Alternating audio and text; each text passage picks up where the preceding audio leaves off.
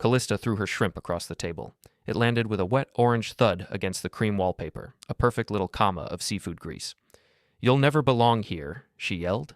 Her face was flushed, her expensive skincare regime failing to mask the raw, ugly entitlement of a 16-year-old who had been told no for the first time in a decade. My fork hovered in midair, a piece of overcooked asparagus trembling slightly on the tines, and I smiled like I'd just won a lottery I didn't buy. It was a terrifyingly calm expression, the kind of look an engineer gives a bridge right before the stress fractures become visible to the naked eye.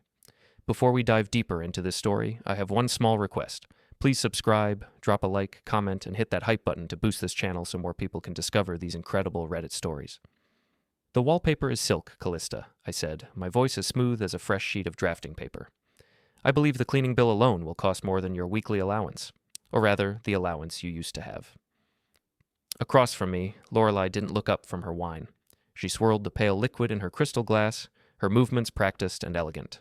She was a corporate headhunter by trade, a woman who spent 40 hours a week deciding which humans were disposable and which were assets. It seemed she had finally moved her work home with her. She didn't reprimand our daughter. She didn't even acknowledge the shrimp, which was currently sliding down the wall like a slow-motion car wreck. "Don't be tedious, Everett," Lorelei said, her tone dripping with a bored, aristocratic fatigue. "The girl is expressing her frustration. You've been difficult lately, is drab. It's natural for her to react to the atmosphere you're creating." "The atmosphere I'm creating?" I leaned back, the leather of the chair creaking under my weight. I thought the atmosphere was created by the 4-car garage, the private tutors, and the summer house in Maine, all of which, if memory serves, are maintained by the drab man sitting at the head of this table. Callista let out a sound that was half scoff, half growl. "Hey, you're just a paycheck with a calculator, Dad. Mom says you've hit your ceiling. You're stagnant." I felt a spark of something sharp behind my ribs. It wasn't pain. It was clarity. For years, I had navigated the complexities of aerospace engineering, calculating tolerances to the thousandth of an inch, ensuring that massive structures stayed airborne against the laws of gravity. I was an expert in tension. I knew exactly how much pressure a system could take before it suffered a catastrophic failure. I had spent so much time looking at the sky that I'd failed to notice the termites eating the floorboards right beneath my feet. "Stagnant," I repeated, tasting the word. "That's a fascinating assessment. Tell me, Lorelei, did you share that professional opinion with your friends at the club? Or just with our daughter during your girls-only shopping trips?" Lorelei finally looked at me. Her eyes were cold, calculating, and devoid of the warmth that had, perhaps a decade ago, made me think we were a team. "We're just being realistic, Everett. You've lost your edge, you're comfortable, and in this world, comfortable people get left behind. We've discussed it, Callista and I, and we think it's time for a change in management." The sheer arrogance of it was almost breathtaking. They weren't just planning a divorce, they were planning a coup. They viewed me as a utility, a power grid that was expected to hum along silently while they plugged in more and more appliances. They had no idea that I was the one who controlled the breakers. Dinner ended not with a bang, but with the clatter of silverware. Callista stormed upstairs to her suite, no doubt to vent to her equally vapid friends on a phone I paid for. Lorelei withdrew to the library, likely to consult with her team about the legalities of dismantling my life. I remained at the table, staring at the shrimp stain on the wall. It was a mark of disrespect, a physical manifestation of the rot in my house. I waited until the house settled into that heavy, artificial silence that precedes a storm. I didn't go to our bedroom. Instead, I retreated to my home office, a sanctuary of mahogany and high-end processing power. I locked the door. For months, I had sensed the shift. The hushed phone calls that ended when I entered the room, the misplaced financial statements, the subtle coldness from friends like Jonathan Pierce and Vanessa Grant. I had been the silent observer in my own life, gathering data, waiting for the pattern to emerge. Tonight, the pattern had finally crystallized. I sat at my desk and opened the bottom drawer. Taped to the underside of the mahogany frame was a slim, black notebook I'd found tucked inside Lorelei's gym bag a week ago. I hadn't confronted her then. Information is only valuable if the person you're using it against doesn't know you have it. I flipped through the pages.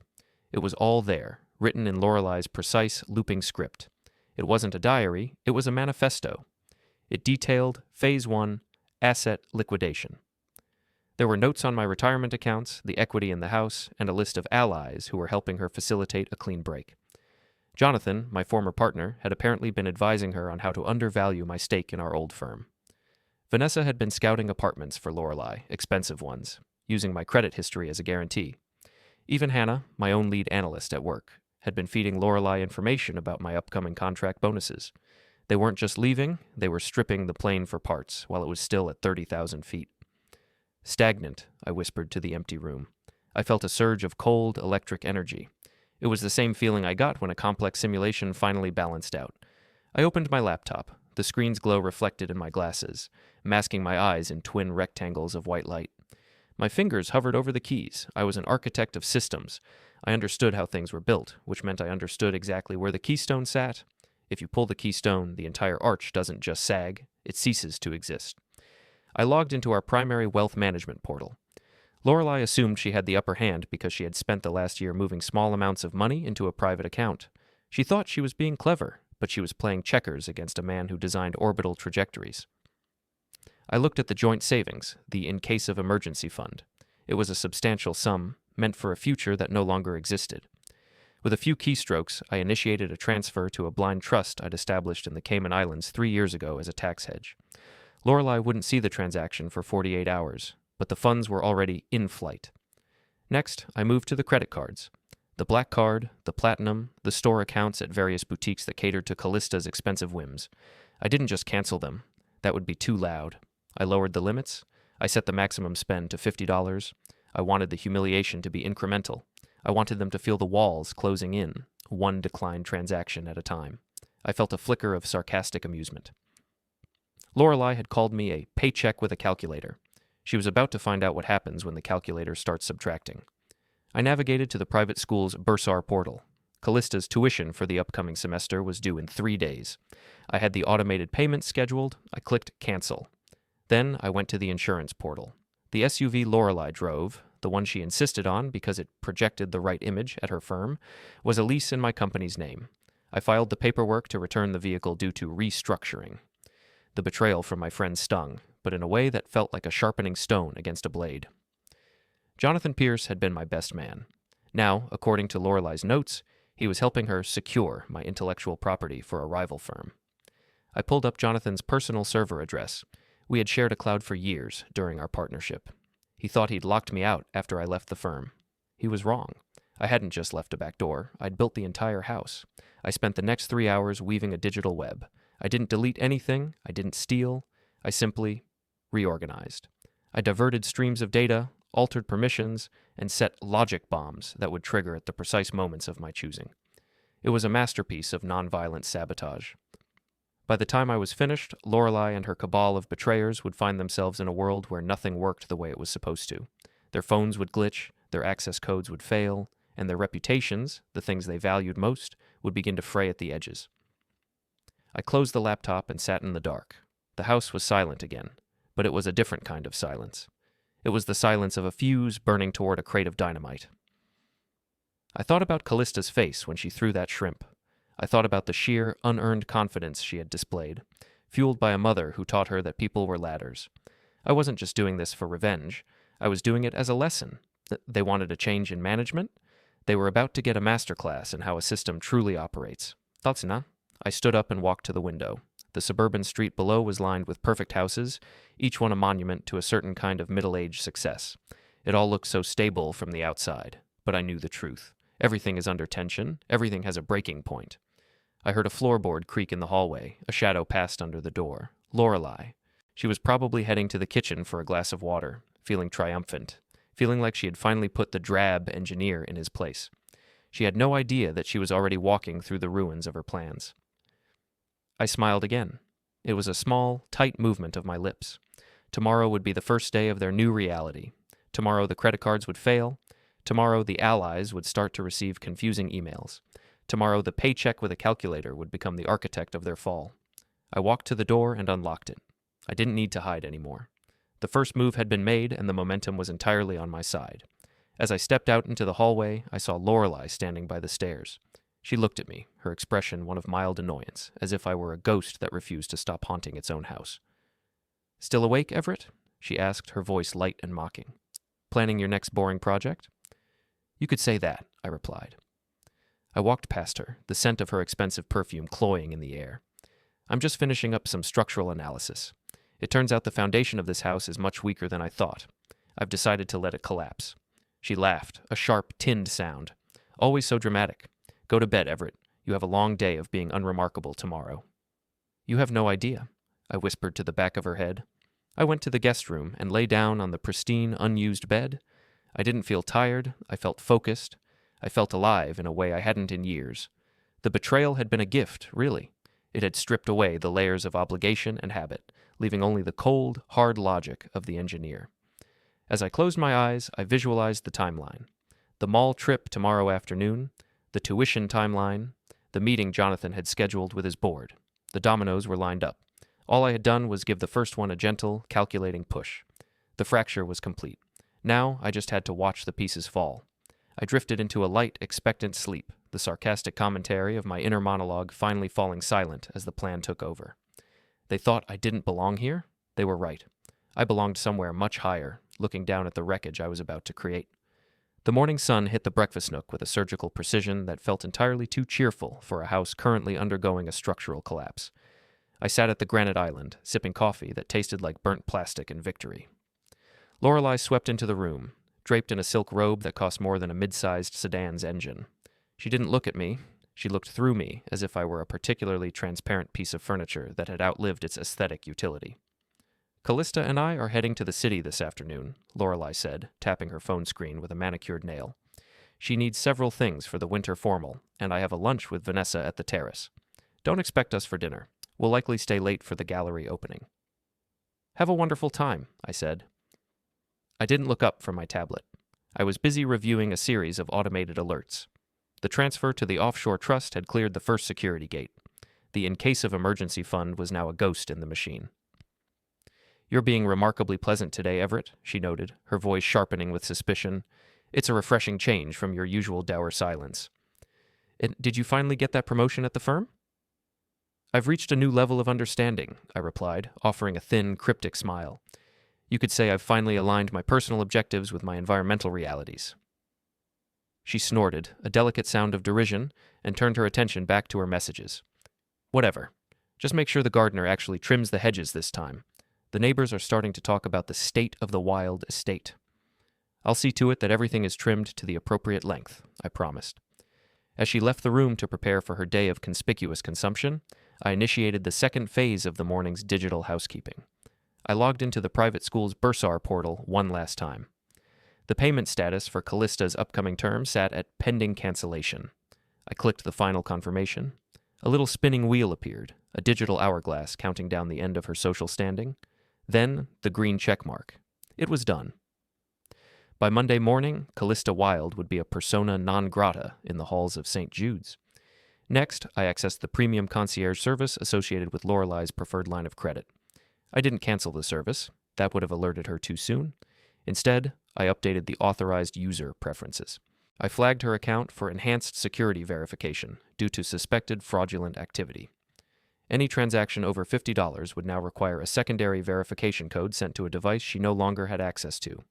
My old work phone, currently sitting in a locked drawer in my office. By noon, the house was empty. The silence was magnificent. I spent the afternoon in my office, not working on aerospace designs, but on a more personal type of engineering. I drafted the divorce petition. It was a masterpiece of legal clarity. I had spent the last 6 months documenting Lorelei's financial infidelities, her secret accounts, and her documented neglect of our shared responsibilities. I wasn't just filing for a split, I was filing for a total reclamation of assets. Around 3 o'clock, my phone buzzed. It was a text from Lorelei. The card isn't working at the boutique. Call the bank. This is embarrassing. I didn't reply. I watched the clock. 10 minutes later, another text. Everett, both cards were declined. I'm standing here with 3 dresses. Fix this now. I leaned back in my chair, imagining the scene. The Oak Ridge Mall was the epicenter of suburban status. The boutiques there didn't just sell clothes, they sold the illusion of belonging. Being declined at the register was the social equivalent of being cast into the outer darkness. I decided to give her a call. Everett, finally, she hissed the moment she picked up. I could hear the background noise of a high-end store, the soft jazz, the muffled conversations of other wealthy shoppers. I'm at Clarice's. They're telling me there's a security hold on the account. Call the concierge and get it cleared. That's strange, I said, my voice heavy with simulated concern. I noticed some odd activity on the accounts this morning. I thought it was best to let the security protocols handle it. Safety first, right? I don't care about security. I care about these dresses.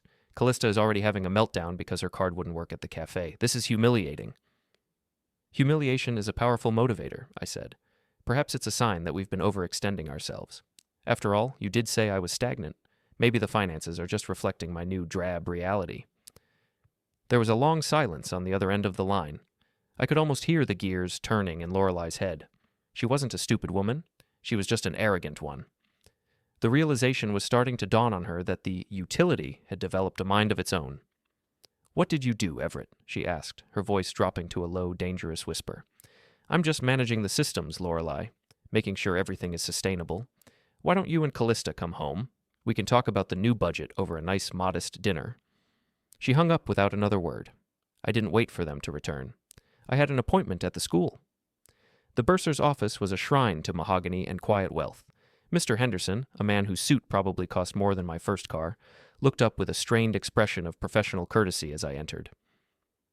"Mr. Wilde, I was just about to call you. There seems to be an issue with the tuition transfer for Callista." "I know," I said, sitting down. "I canceled it." Henderson blinked. This was not the usual script. I see. Is there a technical error? Or perhaps you'd like to move to a different payment plan?" "Neither," I said.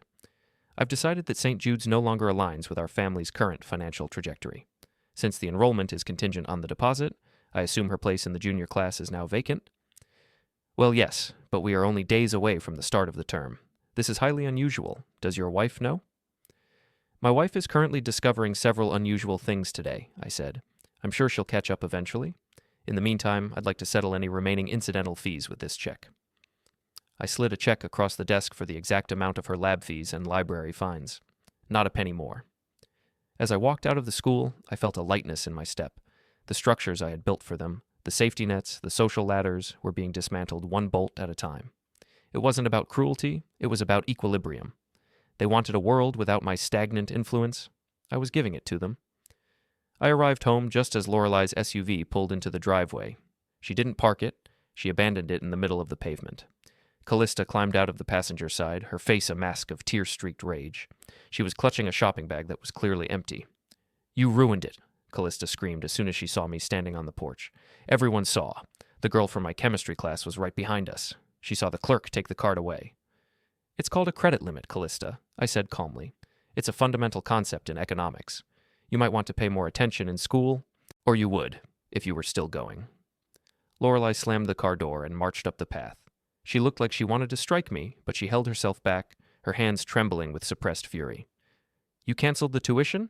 Henderson called me 5 minutes ago. He said you were there in person." "I was. It was a very productive meeting." "You've lost your mind," Lorelei said, her voice shaking. "You think this is a game? You think you can just shut down our lives because your ego is bruised? I'll have my lawyers on the phone before sunset. I'll take everything." "You should check the in case of emergency fund first," I suggested. "And perhaps call Jonathan. I believe he's having a very difficult afternoon at the firm."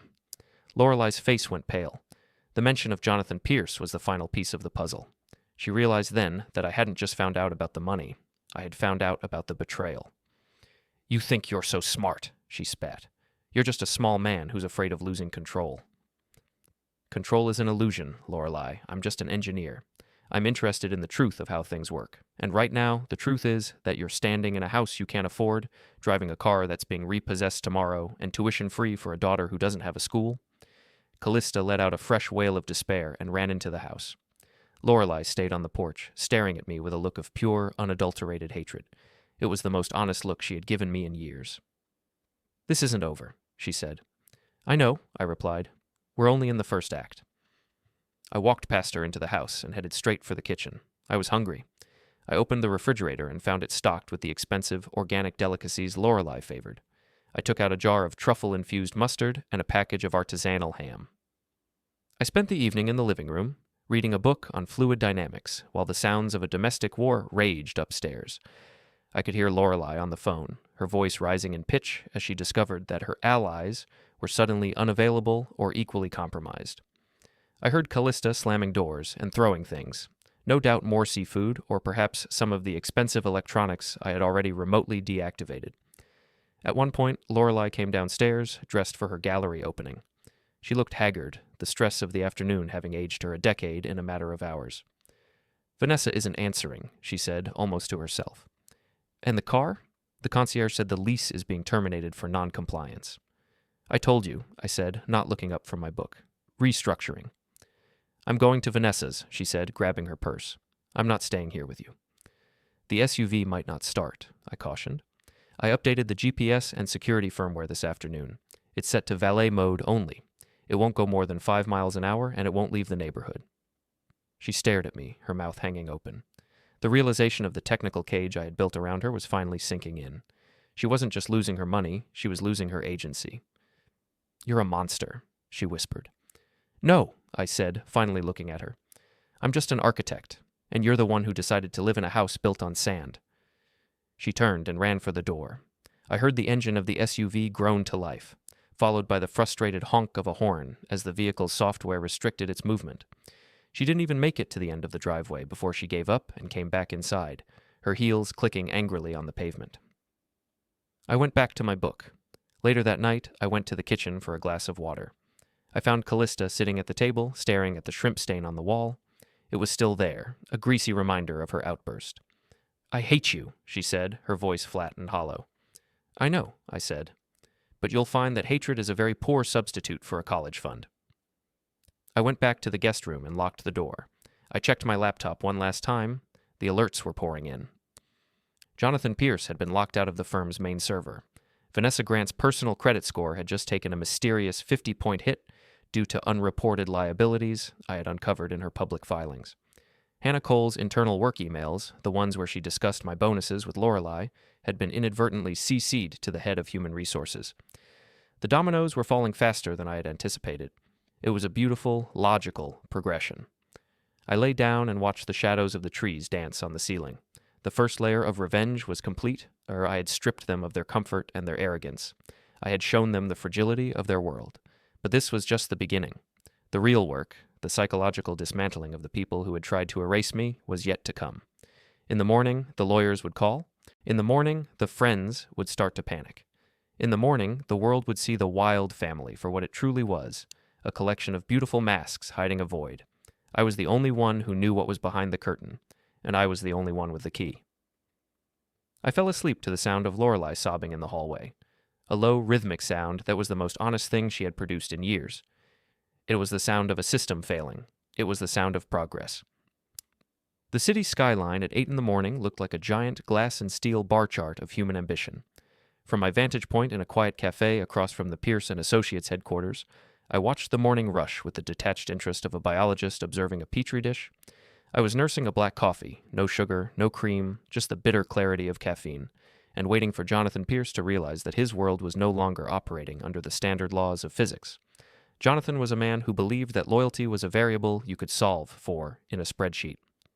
We had started our aerospace consultancy together 15 years ago, but while I was focused on the integrity of the structures we designed, Jonathan was focused on the integrity of his social standing.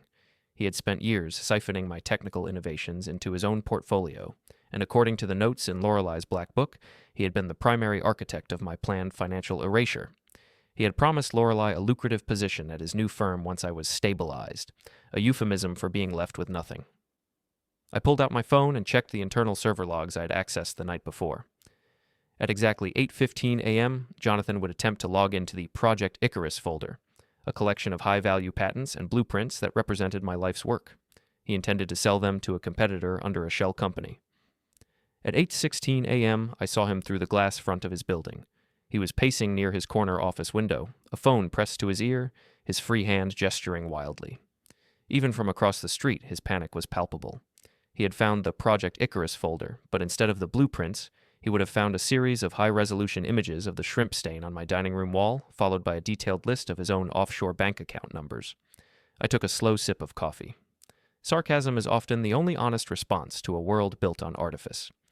I thought about the many rounds of golf Jonathan and I had played, the way he would clap me on the shoulder and call me the brains of the operation, while he was simultaneously plotting to lobotomize my career. My next stop was a sleek, minimalist co-working space 3 blocks over. This was the natural habitat of Vanessa Grant. Vanessa was an opportunist who traded in the currency of secrets. She had been Lorelei's best friend for years, a role she used to gather intelligence on my spending habits and personal vulnerabilities. She was the one who had tipped off the private school bursar about our impending liquidity crisis, hoping to trigger a default that would force me to sell my remaining shares in the consultancy. I walked into the lobby, looking every bit the unremarkable engineer they assumed I was. Vanessa was at the espresso bar, holding court with a group of aspiring influencers. She looked radiant, draped in a designer scarf that I had probably paid for via a miscellaneous charge on Lorelei's credit card. "Everett," she chirped, her eyes widening in a performance of surprise that wouldn't have fooled a toddler. "What are you doing in this part of town? I thought you were buried under some blueprints." "The blueprints are surprisingly light once you remove the weight of expectation, Vanessa," I said. I leaned against the counter, ignoring the confused glances from her entourage. "I actually came to thank you." Her smile faltered, the corners of her mouth twitching. "Thank me? For what?" "For the apartment scouting. Lorelei mentioned you found some truly spectacular places. It's important to have a clear vision of the future, don't you think? Though I did notice a small clerical error in your recent filings for grant marketing." Vanessa's tan seemed to fade by several shades. "I don't know what you're talking about." "Oh, it's minor," I said, my tone conversational. "Just some discrepancies in the way you've been reporting your consultancy fees as tax-exempt gifts. I happened to be reviewing some public data yesterday. Stagnant people have so much free time, and I noticed the numbers didn't quite balance. I sent a courtesy note to your accountant. I'm sure it's just a misunderstanding." Vanessa didn't say anything. She didn't need to. The social mask didn't just slip, it disintegrated. She knew that I knew, and more importantly, she knew that I had already moved the pieces on the board. "I have a meeting," she stammered, grabbing her bag and practically running toward the elevators. I watched her go, a small sense of satisfaction humming in my chest. It wasn't the fiery heat of anger, it was the cool, blue flame of a well-calibrated engine. By noon, the domino effect was in full swing. I drove my modest sedan, the one Lorelei called the rolling embarrassment, to the parking lot of the firm where Hannah Cole worked. Hannah was my lead analyst, a woman I had mentored for 5 years. She was brilliant, cold, and entirely devoid of ethics. She had been the bridge between my professional life and Lorelei's domestic coup, providing the data Lorelei needed to prove I was underperforming. I saw Hannah walking toward her car, a sleek European model that she certainly couldn't afford on her base salary. I pulled up alongside her and rolled down the window. "Heading to lunch, Hannah?" She jumped, her keys jingling in her hand. "Everett, I didn't see you there. I'm just heading out to meet a client." "Is the client Lorelei?" I asked. "Or perhaps Jonathan? I hear he's looking for a new partner, now that his current servers are effectively paperweights." Hannah's face went stiff. She tried to maintain her composure, but I could see the tremor in her fingers. "I don't appreciate the tone, Everett. I've done my job." "You have," I agreed, "and I've done mine. By the way, the security protocols at the firm were updated this morning. It seems there was a leak of confidential contract bonuses. The IT department tracked the origin to your terminal. They were quite surprised. You've always been so meticulous." "You framed me," she hissed, leaning toward my window. "Framing implies the evidence is false, Hannah. I simply ensured that the truth was delivered to the right inbox. You should check your corporate messaging. I believe there's a request for your presence in HR. Something about a violation of non-disclosure agreements." I didn't wait for her response. I drove away, leaving her standing in the heat of the parking lot, her career evaporating like a puddle in the sun. The afternoon was spent navigating the suburban landscape of Arthur Lang. Arthur was an old college buddy, a man who had built a reputation on being a connector. In reality, he was a gossip who survived on the crumbs of other people's success. He had been the one leaking my personal struggles to the neighbors and the club members, ensuring that my reputation was sufficiently tarnished before the divorce papers were even served. I found Arthur at the local gym, struggling on a treadmill. I stood in front of his machine, watching the display as his heart rate climbed. "You're pushing yourself too hard, Arthur," I said. "At this rate, you'll burn out before you even reach the finish line." Arthur slowed the machine to a walk, gasping for air. "Everett, good to see you. I heard about, well, everything. Tough break, man." "It's only a break if you don't know how to weld," I said. "I wanted to let you know that I've decided to sell my stake in that tech incubator we invested in. You know, the one where you used my name to secure your seat on the board?" Arthur stopped the treadmill entirely.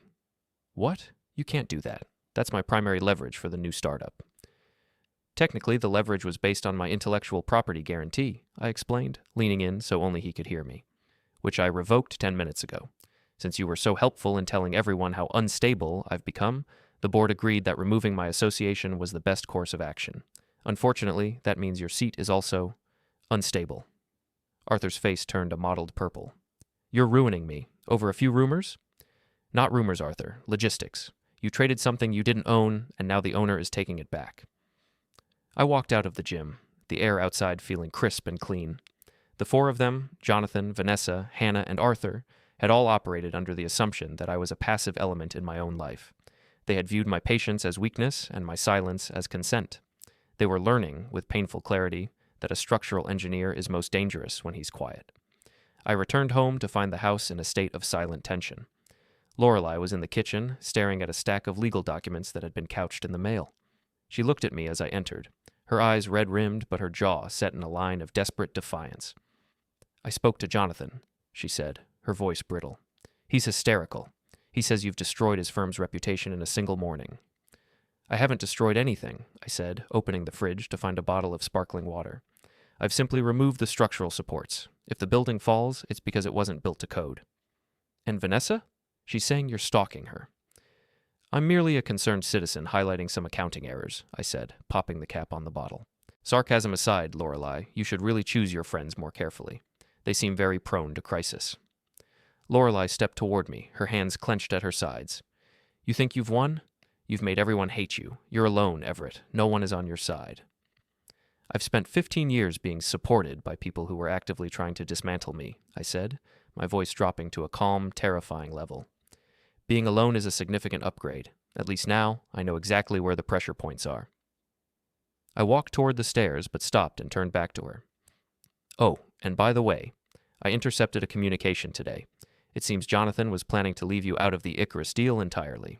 He had a different partner lined up for the shell company, a younger one from the marketing department. Lorelei's expression didn't just change, it shattered.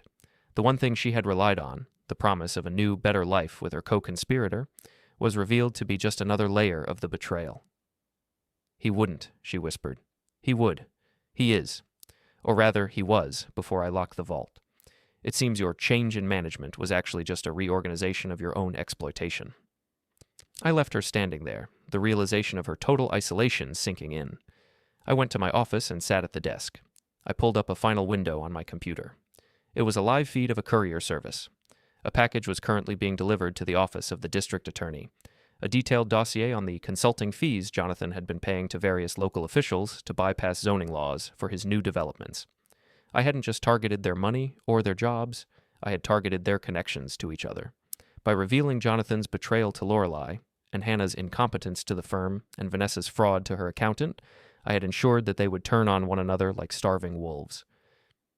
The unexpected twist was already beginning. I received an alert on my phone. Vanessa Grant had just posted a public, scathing expose on her social media account about Jonathan Pierce's unethical business practices. She was trying to distance herself from him by throwing him under the bus, unaware that the bus was already being driven by me. I leaned back and looked at the ceiling. The tension was at its peak. Every player on the board was now aware that the stagnant man was the only one with a clear view of the exit. Lesson 1, I said to the empty room. Never assume the man who built the maze doesn't know the way out. The cliffhanger wasn't a physical threat. It was the looming silence of the final act. All the players were cornered, their status ruined, their alliances shattered. And I was just getting started on the final masterstroke. The rain began as a rhythmic tapping against the glass of my office window, a percussive accompaniment to the digital symphony I was conducting. It was Saturday afternoon, the time when the suburban elite usually gathered for tennis matches or charity luncheons. Instead, the air in our neighborhood felt heavy, as if the barometric pressure had dropped specifically to crush the spirits of those who lived within these gilded cages.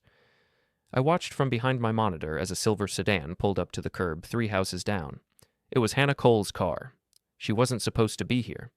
According to my calculations, she should have been halfway through a meeting with a career counselor or a very expensive lawyer. I adjusted my glasses and pulled up the feed from the exterior security cameras. Hannah stepped out, clutching a leather portfolio to her chest like a shield. She looked frantic, her hair uncharacteristically frizzed by the humidity. She began pacing the sidewalk, her eyes darting toward my front door. She was waiting for someone. A moment later, Vanessa Grant's sleek electric car rolled into view, parking directly behind Hannah. The two women met on the pavement, their body language a sharp contrast to the polished, supportive facade they had maintained for years. They were arguing. I couldn't hear them, but the way Vanessa pointed a finger at Hannah's chest told me the alliance of betrayers was officially cannibalizing itself. I felt a surge of cold, analytical satisfaction. This was the domino effect in its purest form. By feeding them conflicting pieces of the truth, I had turned their shared secret into a weapon that they were now using on each other. Vanessa likely blamed Hannah for the leak that had ruined her marketing reputation, while Hannah surely suspected Vanessa of cutting a deal to save her own skin. They were two passengers on a sinking raft, each trying to push the other overboard to stay afloat. I decided it was time to provide a little more weight to their situation. I picked up my phone and sent a synchronized message to both of them, as well as to Jonathan and Arthur. The message contained nothing but a GPS coordinate and a timestamp. The Old Mill Parking Garage. Level 4, 6 p.m. Final resolution. I watched them on the screen. Both women looked at their phones simultaneously. They froze. They looked at each other, then back at my house, and then, with a synchronized sense of dread, they got back into their cars and sped away. The stage was set for the evening's performance. I spent the next 2 hours preparing the final layers of the trap. I wasn't interested in a physical confrontation. I was interested in a systemic collapse. I drove into the city, arriving at the Old Mill, a repurposed industrial complex that now housed luxury lofts and a sprawling, multi-level parking structure. It was the kind of place where people went to be seen, but on a rainy Saturday evening, the upper levels were ghost towns of concrete and fluorescent hum. I parked my car in a darkened corner of Level 4 and waited. I had a tablet mounted to the dashboard, showing a real-time map of the city's digital infrastructure. I had spent the last few hours optimizing the local network. At 5:50 p.m., Arthur Lang's oversized SUV lumbered up the ramp. He parked near the center, looking around with a mixture of bravado and visible perspiration. 5 minutes later, Jonathan Pierce arrived in a rental car, his own high-end vehicle having been recalled by the dealership that morning due to a sudden discrepancy in his credit profile.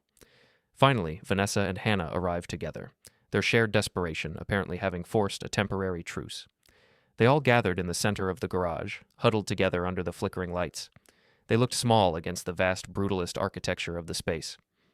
I stayed in the shadows of my car, watching them through the rearview mirror. I didn't want to be the center of attention yet. I wanted them to experience the tension of their own making. "Where is he?"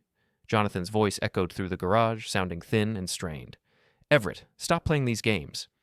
"It's not a game, Jonathan," I said, my voice projected through the car's external PA system, which I had modified for this very purpose.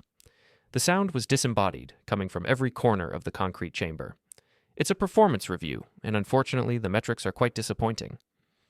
They all spun around, trying to locate the source of the voice. Arthur looked ready to run, while Vanessa was frantically typing on her phone, likely trying to call for help that wouldn't come. I had already deployed a portable signal jammer that limited their devices to a single local network, mine. "What do you want, Everett?" Vanessa yelled. "You've already ruined us. My accounts are frozen, my clients are leaving. What else is there?" "I want you to understand the architecture of your own failure," I said. "Vanessa, you thought you could trade on my reputation while simultaneously eroding it. You didn't realize that my reputation was the only thing keeping your creditors at bay. Without me as your silent partner, you're just a woman with a lot of expensive scarves and no taxable income." I tapped a command on the tablet. The large digital billboard on the side of the neighboring building, visible through the open side of the parking garage, flickered and changed. Instead of a luxury watch advertisement, it now displayed a scrolling list of Vanessa's unauthorized consultancy fees, alongside Jonathan's offshore transaction logs. "Look up," I suggested. They all turned. The color drained from Jonathan's face. "Turn it off," he croaked. "Everett, that's private data. That's illegal." "It's a public service announcement," I corrected him. "And Jonathan, you should be more concerned about the car you're standing next to. It's a rental, isn't it?" I took the liberty of checking the agreement. "It seems you didn't disclose your recent professional suspension. The rental company is currently sending a recovery team to this exact location.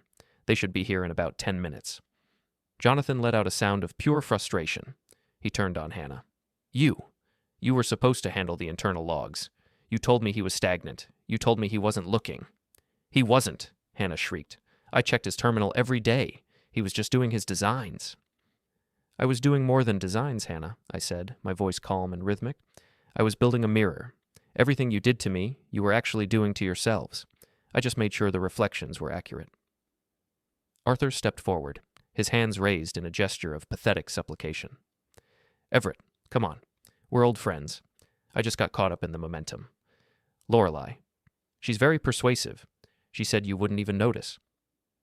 That's the problem with people like you, Arthur. You assume that because I don't participate in the noise, I don't hear the music. You weren't a friend, you were a parasite looking for a healthier host, but as you've discovered, parasites don't do well when the host starts a round of antibiotics. I watched as the internal pressure of the group reached its breaking point.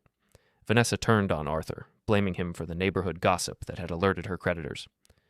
Hannah began screaming at Jonathan about the promised partnership that was now a smoking ruin. It was a beautiful, chaotic display of systemic collapse. They were no longer a cabal, they were a pile of wreckage. Then the twist occurred, the one even I hadn't fully scripted, though I had certainly provided the environment for it. Arthur, in a desperate attempt to prove he was still valuable, pulled a thick folder from his jacket. I have more, Everett. I have proof that Jonathan was skimming from your private trust even before Lorelei got involved. He's been doing it for years. Jonathan's eyes went wide.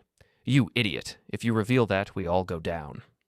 We're already down, Arthur yelled. He threw the folder onto the concrete. He's got a second set of books, Everett. He's been overcharging your vendors and pocketing the difference. I helped him set up the routing. The silence that followed was heavy and absolute. Even Vanessa and Hannah stopped their bickering. They looked at Jonathan, who was now trembling with a mixture of rage and sheer, unadulterated fear. He had been the mastermind, and he had been betrayed by the very man he thought was too stupid to understand the scheme. Thank you, Arthur, I said. That was the final piece of the structural analysis. I had suspected a leak in the vendor accounts, but I hadn't quite traced the plumbing back to you. I put the car in gear and slowly rolled out of the shadows, the headlights cutting through the gloom and illuminating the four of them. They looked like deer caught in the glare of a predatory truth. I didn't stop. I drove slowly past them, the window rolled down just enough for them to see my face, calm, composed, and utterly devoid of the stagnant fatigue they had mocked. Everett, wait, Jonathan shouted, running alongside the car. We can fix this. We can work something out. The time for repairs has passed, Jonathan, I said, looking him in the eye. The structure has already been condemned. I'm just here to make sure no one tries to rebuild on the same faulty foundation. I accelerated away, leaving them standing in the rain-slicked garage. As I descended the ramp, I saw the first of the recovery vehicles and the private security teams. I had anonymously alerted pulling into the complex. The reckoning was no longer a theoretical possibility. It was a physical reality. I drove back toward the suburbs, the city lights reflecting on the wet pavement like a trail of diamonds. My phone buzzed with a series of frantic notifications from Lorelei. She was at home, discovering that the power had been remotely diverted to minimum maintenance mode, and that the smart locks on the wine cellar and the jewelry safe had entered a permanent lockout state due to security breach protocols. But there was one notification that stood out. It was a message from an unknown number. I saw what you did at the garage. You missed one detail. Meet me at the apartment. 10 p.m. Don't be late. I narrowed my eyes. A variable I hadn't accounted for, or perhaps just a final, desperate gasp from a dying system. I reviewed my mental schematics. I had covered every angle, tracked every dollar, and monitored every communication. Who could possibly be outside the grid? I felt a spark of genuine curiosity. For the first time in months, the outcome wasn't entirely predictable. It was a new tension, a different kind of stress on the frame. As I pulled into my driveway, the house was dark, save for a single flickering light in the hallway where Callista was likely hiding. Lorelei's SUV was still parked awkwardly on the lawn, a monument to her loss of control. I didn't go inside. I checked my watch. 9:15 p.m. The masterstroke was approaching. I had dismantled their lives, stripped their status, and turned their alliances into ash. Now, it was time to confront the source of the rot. I had to go to the apartment, the luxury unit Vanessa had scouted for Lorelei, the one that was supposed to be her sanctuary after she left me. I turned the car around and headed back toward the city. The rain was coming down harder now, a deluge that washed away the dust and the pretense of the last 15 years. I felt sharp, focused, and entirely untouchable. I was the architect, and I was finally ready to see the final blueprints come to life. As I drove, I thought about the irony of it all. They had wanted a life without me, a life where they could enjoy the fruits of my labor without the burden of my presence. I was giving them exactly what they wanted, but in a way that ensured they would never enjoy a single moment of it. The cliffhanger wasn't the mystery message, it was the realization that I was no longer just seeking revenge. I was seeking a total, unassailable truth. And in that truth, there was no room for survivors. I arrived at the apartment complex, a glass tower that loomed over the park like a sentinel. I parked at the curb and looked up. Level 22. The lights were on. Someone was waiting. I checked my reflection in the mirror, adjusted my tie, and stepped out into the rain. "Let's see what the last variable has to say," I whispered. I walked into the lobby, the automatic doors sliding open with a soft, inviting hiss. The concierge looked up, but I didn't stop to talk. I had the override codes for the elevator. I had the keys to the world they thought they had stolen. And as the elevator began its smooth, silent ascent, I felt the final piece of the plan click into place. The siege of truth was about to begin. The elevator ascent was a silent, pressurized climb that mirrored the finality of my design. The digital indicator blinked with rhythmic indifference. 18, 19, 20, 21. When the doors slid open on the penthouse level, the air smelled of expensive floor wax and the faint metallic tang of an approaching storm. This was the sanctuary Lorelei had envisioned, a sprawling glass cage overlooking a city she intended to conquer with the remains of my life. I adjusted my cuffs and stepped onto the plush carpet. I didn't need to knock. I had the master override codes for the entire building's security suite, a quiet perk of my consultancy years. The door chime sang a melodic, hollow note as the locks disengaged. I pushed the door open to find a living room that was a masterclass in sterile minimalism, expensive and utterly devoid of soul. Lorelei stood by a marble island, an amber glass trembling in her hand. Callista was huddled in a designer armchair, her face a mask of pale fury. In the shadows sat the final variable, Hannah Cole. "You're late, Everett," Hannah said, her voice lacking the tremors I had seen in the parking garage. She looked composed, almost bored, as she tapped a tablet screen. "I sent the message. I'm the only one here who actually understands what you've done. You've created a recursive loop in the firm's software. It's brilliant. It's also incredibly vindictive." I ignored her, my gaze settling on Lorelei. She looked like a porcelain statue that had finally begun to crack. "This is the apartment, then? It's a bit exposed. Glass walls are notoriously difficult to reinforce against external pressure." "How did you get in here?" Lorelei asked, her voice a low, ragged whisper. "The lease is in Vanessa's name." "Vanessa's name is currently being flagged by every credit reporting agency in the tri-state area," I said, walking further into the room. I set my own tablet on the marble counter. "And as for the privacy, I'm the one who designed the encrypted handshake for this building's entry system. You really should have paid more attention to the drab details of my career." Callista stood up, her voice cracking with adolescent vitriol. "You're a freak. You're stalking us. I'm calling the police."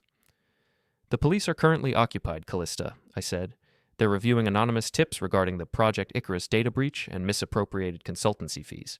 If you call them, you'll likely just be put on hold behind Jonathan's lawyer." Hannah stood up, moving into the light. "I'll give you the drive, Everett. Lorelei's digital backup of every ally and their specific contributions to your downfall. I'll give it all to you in exchange for one thing, a clean slate. Use your access to clear my name from the server breach logs." I looked at the three of them, the wife who viewed me as an asset to be liquidated, the daughter who viewed me as a malfunctioning ATM, and the protege who viewed me as a hurdle. The sarcasm that usually fueled me felt suddenly heavy, replaced by a cold, clinical indifference. "You're asking me to compromise my integrity to save yours," I said to Hannah. "Why would I want the drive? I already have the truth. I don't need a map to a forest I've already burned down." "Because there's a second trust," Hannah urged. "The one Arthur was hiding for Lorelei. If you don't have the codes from this drive, you'll never touch it. She'll walk away with millions." I looked at Lorelei. For a flickering second, a spark of her old arrogance returned. She straightened her back. "She's right, Everett. You think you've stripped me bare? You've only seen the surface. I have enough hidden away to start over 10 times over, and you'll never find it." I felt a ghost of a laugh catch in my throat. I walked to the window, looking out at the city lights. "You really don't understand who I am. You think this is about money? You think I'm doing this so I can count dividends? Then why?" Callista yelled. "You've ruined my life." "I'm doing it because a bridge with a hidden flaw is a tragedy waiting to happen," I said, turning to face them. "I spent 15 years maintaining a structure that was rotten to the core. But you, Lorelei, you decided to stress test the system." I picked up the tablet Hannah had left on the island. I began typing a sequence of commands into the building's interface. "The second trust, the Emerald Horizon account, the one routed through Singapore?" Lorelei's smile vanished. Her face became a mask of pure shock. "How could you possibly?" "I track satellites for a living, Lorelei. Arthur Lang used the same encryption key for that trust that he used for his gym membership. It took 12 minutes. I turned the tablet around so she could see the balance. Then I tapped execute. "What are you doing?" Lorelei screamed, lunging for the tablet. I stepped back. I'm not stealing it. I filed a real-time notice of disputed property with the bank's compliance department. They've locked the account. It's now in legal limbo for the next decade while the courts decide who it belongs to. It's a monument to your greed, a pile of gold you can see but never reach. Lorelei collapsed against the counter. The luxury finishes of the penthouse felt suddenly like a cage. You're a monster, she whispered. No, I said. I'm the person you told was stagnant. Suddenly a sharp alarm began to blare. A high-pitched, insistent staccato. The lights flickered and dimmed to a deep, ominous red. What is that? Callista cried. The building's emergency evacuation protocol, I said, checking my watch. A detected structural anomaly in the basement.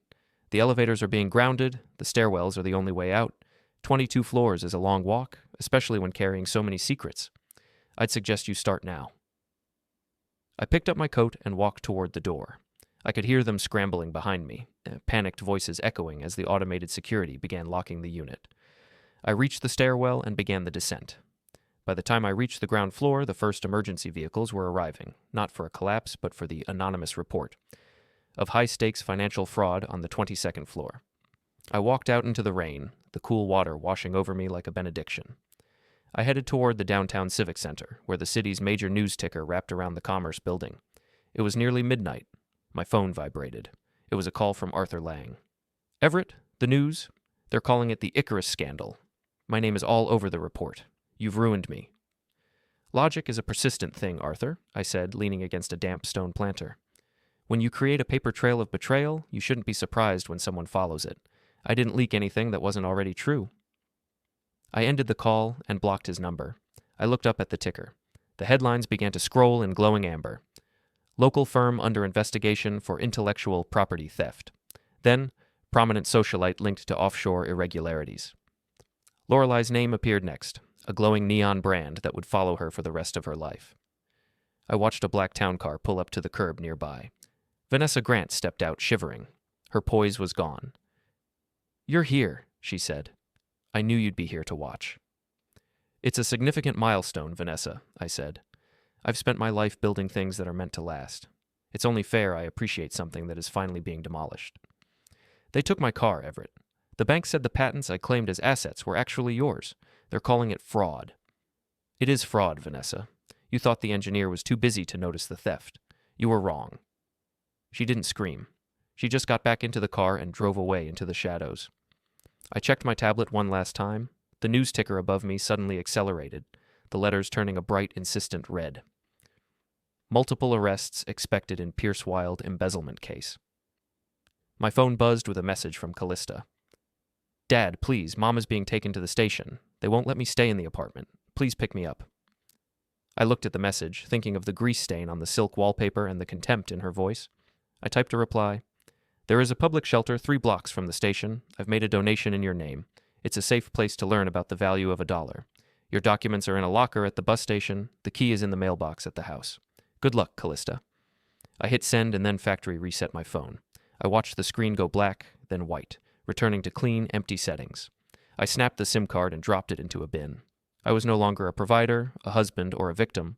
I was simply Everett Wilde, a man who understood the physics of failure. I walked to my sedan. I didn't head back to the suburbs. I headed toward the mountains, toward a cabin I had purchased under a pseudonym months ago, a place of heavy timber and stone, meant to withstand the elements without a facade. As I drove across the bridge, the city lights became a glittering, distant memory. The red glow of the news ticker was a tiny spark in the darkness, announcing the end of a dynasty that had never truly existed. I felt a sense of profound, absolute victory. The tension was gone. The stress fractures had been addressed. I accelerated into the darkness, the road ahead illuminated by a steady, reliable beam. The sarcastic inner commentary was gone, replaced by a peaceful silence. I was the architect of my own freedom. The apex had been reached, the descent was over, and as I drove into the quiet, starlit night, I knew that for the first time in my life, I was exactly where I belonged. I reached out and turned on the radio.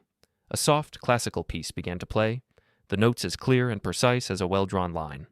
The story was over. The structure was gone, and I was finally home.